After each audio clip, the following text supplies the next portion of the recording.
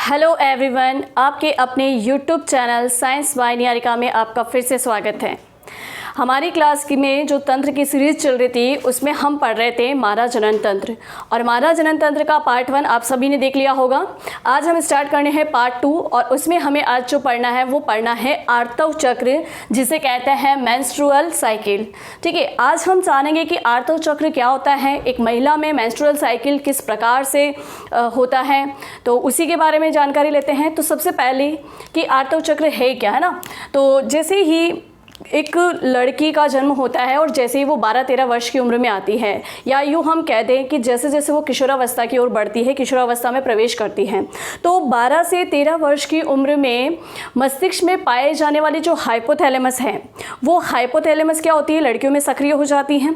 और जब वो सक्रिय होती हैं तो एक हार्मोन रिलीज़ करती हैं। तो एक हार्मोन जो रिलीज़ करती हैं उसको कहते हैं गोनेडोट्रोपिक हार्मोन। ठीक है, गोनेडोट्रोपिक हार्मोन, इस हार्मोन का नाम है गोनेडोट्रोपिक हार्मोन।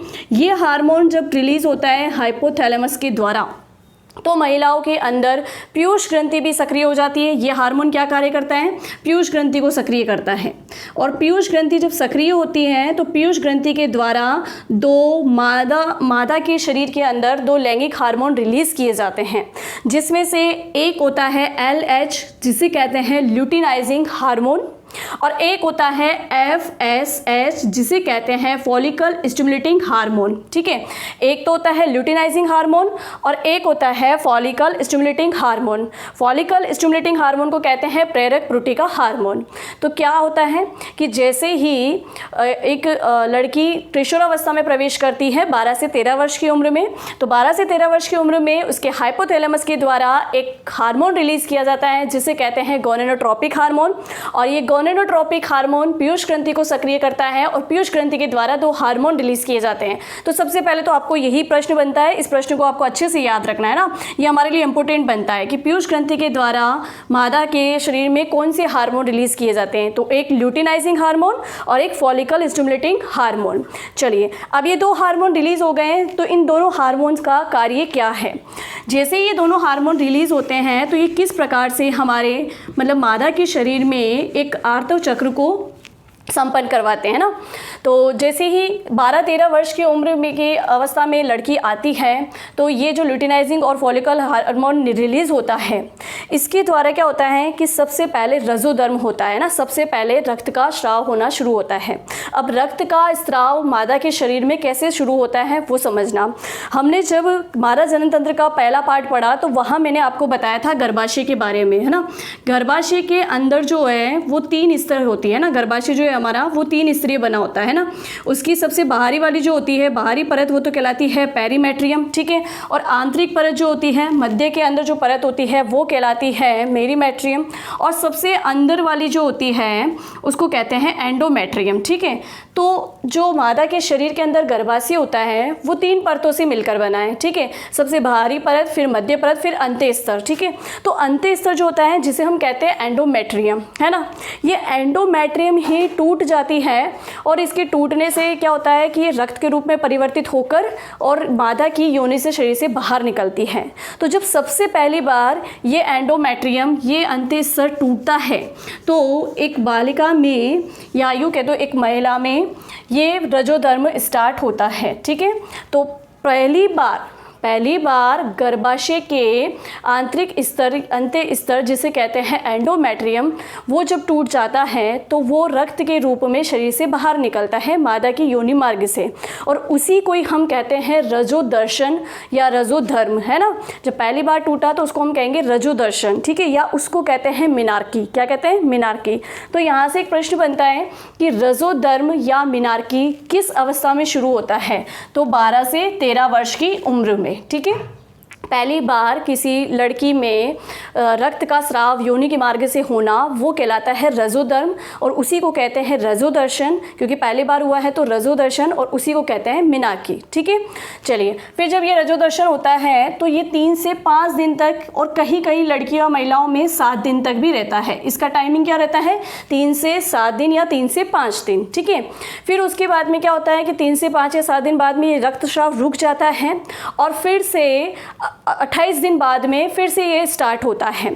तो 3 से 5 दिन से लेके बीच में जब ये रुक गया और फिर 28वें 29वें दिन में वापस शुरू हो जाता है, तो इस बीच के साइकिल को ही हम क्या कहते हैं, आर्तव चक्र, या उसी को कहते हैं मेंस्ट्रुअल साइकिल। ठीक है, तो इस बीच में क्या हुआ है ना, जब पहली बार रक्तस्राव हो गया 3 से 5 दिन तक वो रक्तस्राव रहा, ठीक है, और उसके बाद जब 7वें दिन रुक गया, ठीक है, और फिर वापस से 28 दिन बाद वापस आया, तो इस बीच 7वें से 28वें दिन के बीच में जो प्रक्रिया होती है, किस प्रकार से ये आर्तव चक्र काम करता है, वही हमें देखना है।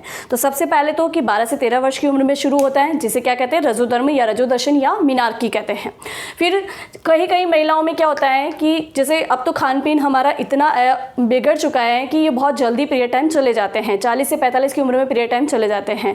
लेकिन पहले जो खान पीन बहुत अच्छा था, तो रजो निर्वती जिसे कहते हैं कि ये पीरियड टाइम जब खत्म हो जाते हैं, तो पीरियड टाइम खत्म होने को कहते हैं रजो निर्वती, और वो होता है 50 से 55 वर्ष की उम्र में कभी भी। ठीक है, तो ये डिपेंड करता है महिला के खान पान के ऊपर कि है ना, वो किस प्रकार से खाना पीना कर रही है, उस हिसाब से। चलिए, तो अब हमें पूरा मेंस्ट्रुअल साइकिल समझना है, पूरा आर्तव चक्र समझना है कि किस प्रकार से कार्य करता है। ठीक है, तो देखिए कि मैंने कहा कि पीयूष ग्रंथि के द्वारा 2 हार्मोन रिलीज किए जाते हैं, एक फॉलिकल स्टिमुलेटेड हार्मोन और एक ल्यूटिनाइजिंग हार्मोन। ठीक है, जब महिला में पहली बार रजोधर्म स्टार्ट होता है, तो उस समय रक्त का स्राव होता है 3 से 5 दिन तक, और उस समय ये दोनों हार्मोन क्या होता है, बहुत अधिक स्तर पे होते हैं। इन दोनों हार्मोनों का लेवल क्या होता है, बड़ा मतलब उच्च हो जाता है, ये अधिक लेवल पे स्रावित होते हैं।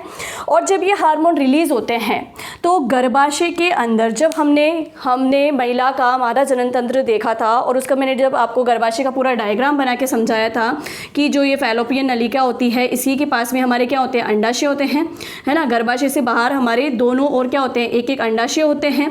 तो इन अंडाशयों में भी मैंने आपको बताया था कि 2 भाग होते हैं, एक होता है सबसे बाहरी भाग कॉर्टेक्स और एक होता है मैट्रिक्स। ठीक है, तो कॉर्टेक्स से हमारी कौन सी पुट्टिकाएं जुड़ी थी, ग्राफियन पुट्टिकाएं, यही पढ़ा था ना। और ग्राफियन पुट्टिकाओं के द्वारा ही क्या होता है, अंडों का निर्माण होता है। तो यहाँ पे वही समझना है हमें कि ये जो 2 हार्मोन पीयूष ग्रंथि के द्वारा रिलीज हुए, वो रक्तस्राव के द्वारा जब पीरियड टाइम स्टार्ट होते हैं ना, रक्तस्राव के दौरान इनकी मात्रा में क्या होती है, वृद्धि होती है, इनका लेवल उच्च हो जाता है। और उसी समय ये क्या करते हैं, अंड पुट्टिका यानी जहाँ हमारी अंडाशय, जो हमारा अंडाशय था, ठीक है ना, महिला में जो अंडाशय था, उन अंडाशयों में ये 2 हार्मोन रिलीज करते हैं, एक एस्ट्रोजन और एक प्रोजेस्टेरोन। और मैंने आपको बताया भी था कि ग्राफियन पुट्टिकाओं के द्वारा एस्ट्रोजन हार्मोन को रिलीज़ किया जाता है और कार्पस ल्यूटियम के द्वारा प्रोजेस्टेरोन हार्मोन को रिलीज़ किया जाता है।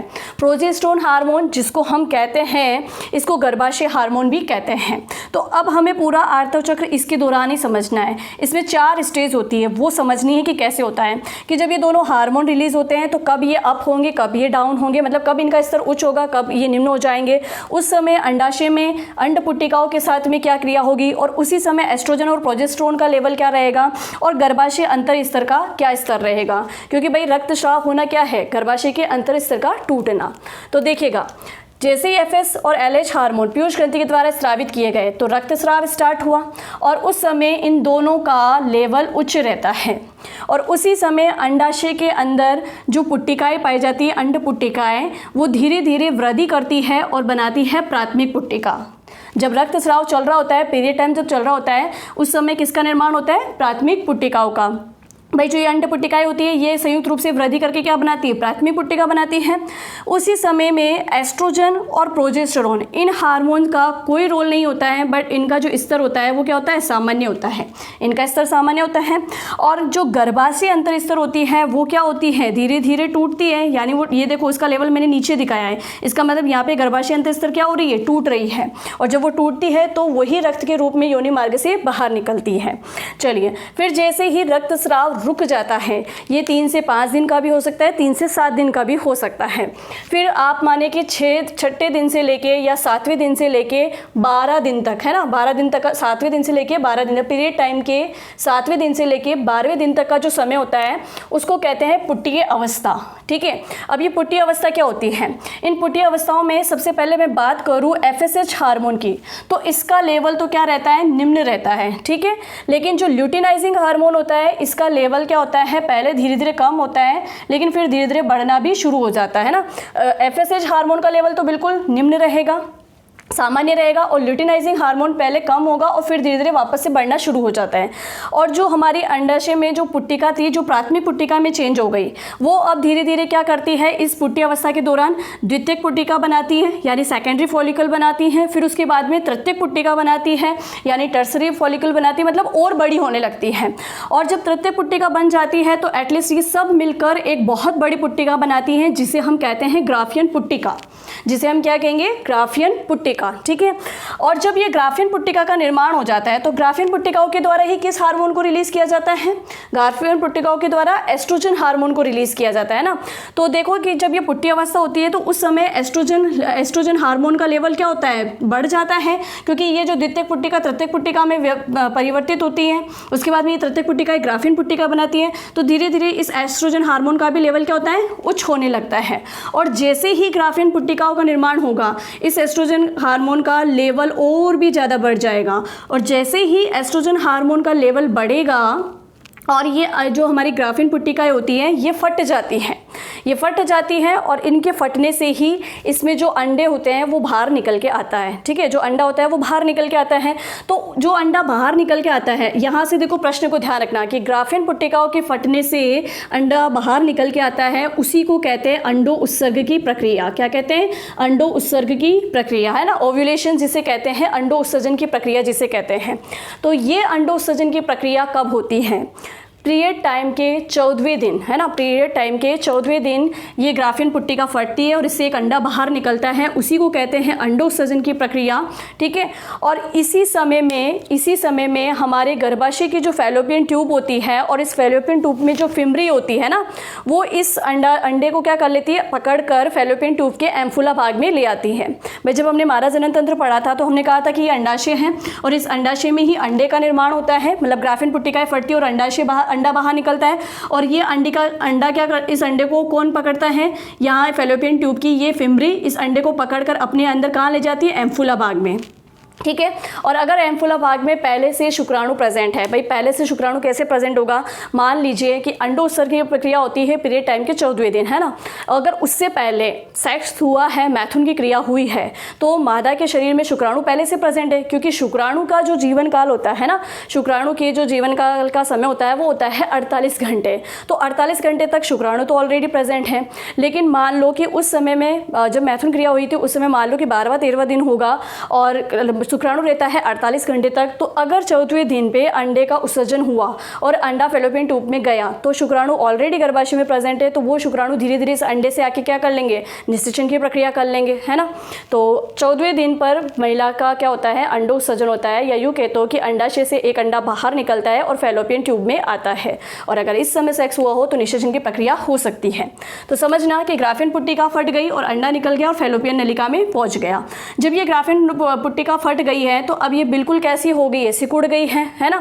जब ये सिकुड़ गई है, इसका जो बचा कुचा भाग होता है उसी को कहते हैं कार्पस ल्यूटियम। उसी को क्या कहते हैं, कार्पस ल्यूटियम। ग्राफियन पुट्टिकाओं के फट जाने के बाद, उसमें से अंडा निकल जाने के बाद में जो भी भाग बचता है उसी को कहते हैं कार्पस ल्यूटियम। और कार्पस ल्यूटियम के द्वारा कौन सा प्रोजेस्टेरोन हार्मोन, कौन सा हार्मोन, प्रोजेस्टेरोन हार्मोन रिलीज किया जाता है। तो ये कार्पस ल्यूटियम कब होता है, 25वें या 26वें दिन, है ना। ये कार्पस ल्यूटियम बनने की प्रक्रिया कब होती है, 25वें या 26वें दिन। आप समझना कि जैसे ग्राफियन पुट्टिका हुई, अंडा रिलीज हुआ, तो एस्ट्रोजन हार्मोन जो है उसका लेवल क्या हो गया, बढ़ गया था। उसके लेवल के बढ़ने से ही ये ग्राफियन पुट्टिका फटी और अंडे का उत्सर्जन हुआ। लेकिन यहाँ पर प्रोजेस्टेरोन हार्मोन जो है वो बिल्कुल कैसा रहा, सामान्य रहा। ठीक है। अब एस्ट्रोजन हार्मोन का काम खत्म हो गया है, क्योंकि एस्ट्रोजन हार्मोन के हाई लेवल से ग्राफियन पुट्टिका फटती है और अंडे का उत्सर्जन होता है। अब इसका काम खत्म हो गया है, क्योंकि आगे जाके क्या बन गई है, कार्पस ल्यूटियम। और इस कार्पस ल्यूटियम के द्वारा कौन सा, प्रोजेस्टेरोन हार्मोन रिलीज किया जाता है। अब प्रोजेस्टेरोन हार्मोन का लेवल क्या हो गया है, उच्च हो गया है, क्योंकि किसका निर्माण हो गया है, कार्पस ल्यूटियम का। अब प्रोजेस्टेरोन हार्मोन का लेवल उच्च हो गया है, तो ये क्या करता है, जो हमारी गर्भाशय के अंत्य स्तर होती है उसका पुनः निर्माण करना शुरू कर देता है। क्या करता है? पुनः निर्माण करना शुरू कर देता है। समझना आप, एस्ट्रोजन हार्मोन ग्राफिन पुट्टिका जब फटती है, एस्ट्रोजन हार्मोन जब है ना रक्तस्राव होता है तो ये क्या करता है? गर्भाशय के स्तर को घटाने का काम करता है, उसको धीरे धीरे तोड़ने का काम करता है। फिर जैसे ही पुट्टी अवस्था आती है, द्वितीयक तृतीयक और ग्राफिन पुट्टिका बनती है, उस समय ये अंत्य स्तर और क्या होती है? और ज़्यादा बनने लग जाती है। ये अंत्य स्तर, गर्भाशय के अंत्य स्तर और बनने लगती है। फिर जब यहाँ पर अंडोत्सर्जन की प्रक्रिया होती है और कार्पस ल्यूटियम बन जाता है, तो ये जो हमारी गर्भाशय अंत्य स्तर होती है ये प्रोजेस्टेरोन हार्मोन के कारण और भी ज़्यादा बनने लग जाती है, क्योंकि प्रोजेस्टेरोन हार्मोन को पता होता है कि अगर अब अंडा फैलोपियन ट्यूब में आ गया है तो शुक्राणु भी अंडे के पास पहुंच सकता है अगर सेक्स हुआ है तो, और उस समय निषेचन की प्रक्रिया हो सकती है। और उस समय भ्रूण को गर्भाशय में अंत्यरोपण करना है ना, भ्रूण को जो बन जाएगा, 7 दिन का भ्रूण जो बन जाएगा उसको गर्भाशय में अंत्यरोपित करना है। तो प्रोजेस्टेरोन हार्मोन क्या करता है? इस गर्भाशय की अंत्य स्तर को और भी मजबूत करने की कोशिश करता है ना। तो यहाँ पे प्रोजेस्टेरोन हार्मोन की वजह से ये गर्भाशय परत और मजबूत बनने लगती है, क्योंकि अंडा आया है, अगर मान लो उसी समय शुक्राणु आ जाएगा तो निषेचन की प्रक्रिया होगी और भ्रूण को गर्भाशय में अंत्यरोपित किया जाएगा, है ना। तो यहाँ पर ये परत बनने लगती है। अब समझिएगा कि मान लो कि अंडे का उत्सर्जन हो गया, अंडा फैलोपियन ट्यूब के एम्फुला भाग में आ गया, लेकिन अब इस दौरान अगर सेक्स नहीं हुआ है, इससे पहले भी नहीं हुआ है और इस दौरान भी नहीं हुआ है, तो फिर क्या होता है कि जैसे शुक्राणु शरीर मादा के शरीर में नहीं आए तो फिर ये अंडा जो है ये 24 घंटे तक उस एम्फुला वाले भाग में रहता है, और 24 घंटे तक अगर किसी शुक्राणु के आने से इसमें निषेचन की प्रक्रिया हो जाए तब तो आगे का पीरियड टाइम नहीं आएगा। समझना यहाँ पे कि अंडा ऑलरेडी मौजूद है और उस समय अगर शुक्राणु शरीर के अंदर प्रवेश कर गया और शुक्राणु और अंडाणु की प्रक्रिया हो गई और निषेचन की प्रक्रिया हो गई, तब तो अगला पीरियड टाइम नहीं आएगा।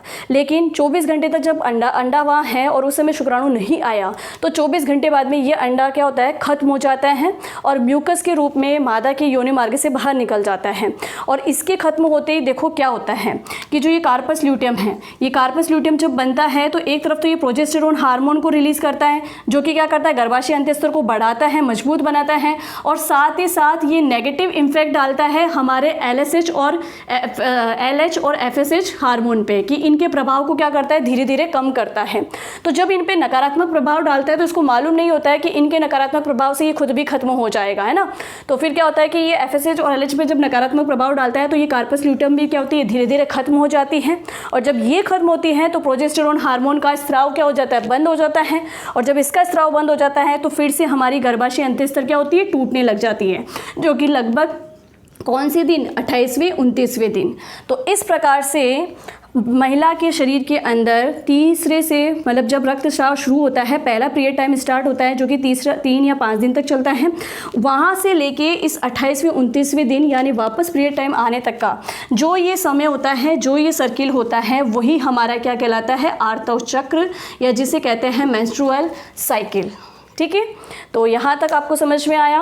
तो मैंने बहुत अच्छे से आपको ये मेंस्ट्रुअल साइकिल आर्तव चक्र समझाने की कोशिश की है। आई होप कि आपको बहुत अच्छे से समझ में आया होगा कि सबसे पहले 12 से 13 वर्ष की उम्र में हाइपोथैलेमस के द्वारा गोनेडोट्रोपिक हार्मोन रिलीज़ किया जाता है।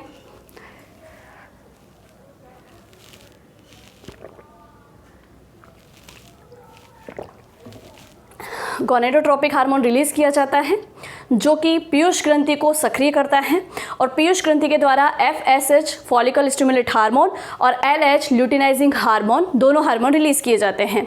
और जब महिला में रक्तस्राव होता है, रक्तस्राव किसके कारण? गर्भाशय की जो अंत्य स्तर होती है वो टूटती है और वो रक्त के रूप में शरीर से बाहर निकलती है।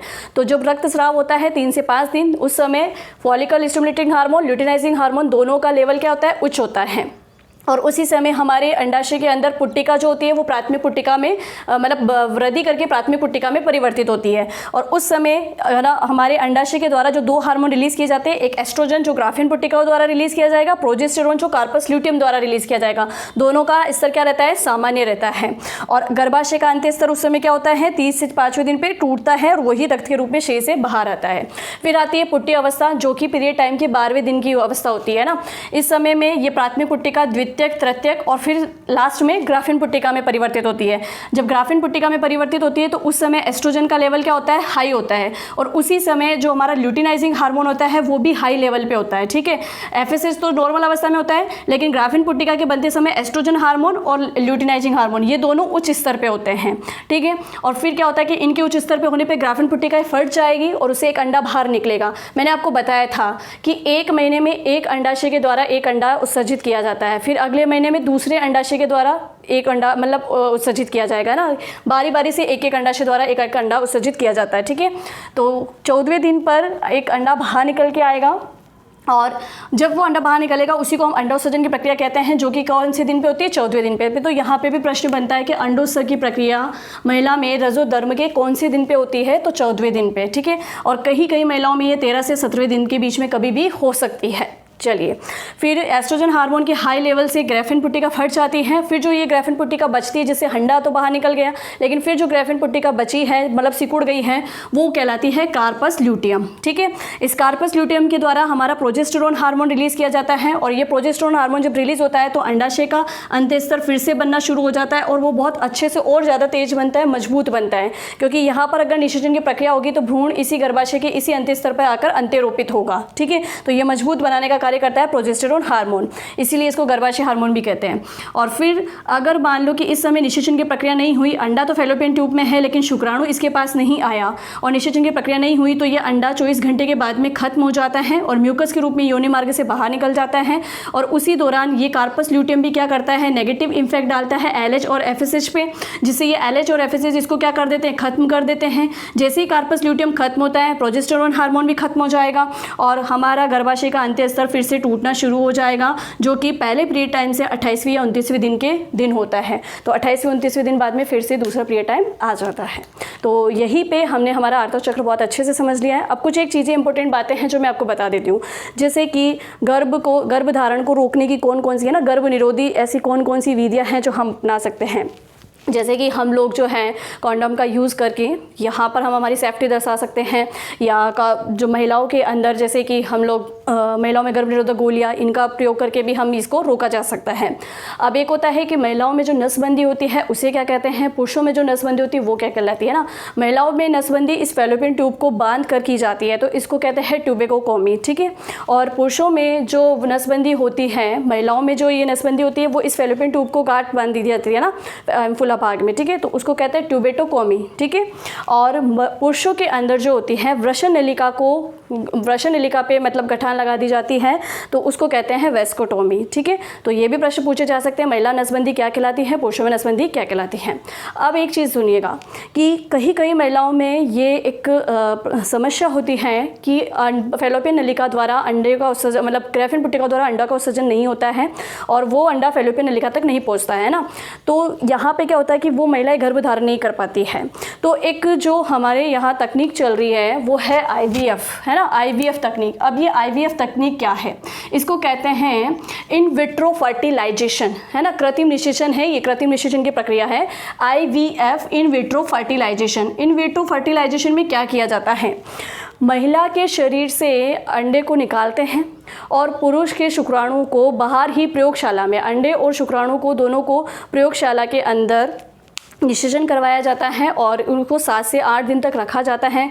जब वो 7 से 8 दिन में ब्लास्टुला बन जाती है ना, जब मतलब कि ये जो शुक्राणु और अंडे मिल जाते हैं, इनसे युग्मनज का निर्माण होता है, तो फिर धीरे धीरे इसमें अर्धसूत्री विभाजन द्वारा विदलन होता है, फिर ब्लास्टुला बनती है, ब्लास्टुला से फिर गैस्ट्रुला बनती है और फिर एक शिशु का जन्म होता है, एक शिशु का आकार बनता है ना। तो कृत्रिम निषेचन में यही किया जाता है कि अंडे और शुक्राणु को प्रयोगशाला में 7 से 8 दिन रखा जाता है। जब वो एक भ्रूण में परिवर्तित हो जाता है तो फिर उसी भ्रूण को क्या करते हैं, महिला के गर्भाशय के अंत्यस्तर में रोपित कर दिया जाता है, तो इसको कहते हैं कृत्रिम निषेचन। ठीक है, तो इसके द्वारा जो बच्चे पैदा होते हैं उसे कहते हैं परकनली शिशु। ठीक है, तो इन विट्रो फर्टिलाइजेशन कृत्रिम निषेचन है जो कि परकनली शिशुओं के लिए काम में आता है। तो चलिए यहीं तक आज की हमारी क्लास, और यह आपको चैप्टर बहुत अच्छे से समझ में आया होगा। Thank you.